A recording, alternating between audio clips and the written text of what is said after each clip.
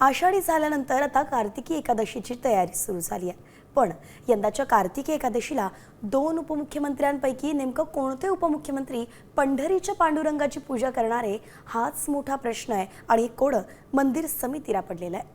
या संदर्भात मंदिर समिती विधी आणि न्याय विभागाकडे विचारणा करणार आहे। यंदा कार्तिकी यात्रा काळात जिल्हा परिषद आणि नगरपालिका निवडणुकीची आचारसंहिता राज्यात लागण्याची शक्यता आहे। अशा वेळी निवडणूक आयोगाच्या विशेष परवानगीने उपमुख्यमंत्र्यांना पूजा करता येऊ शकेल।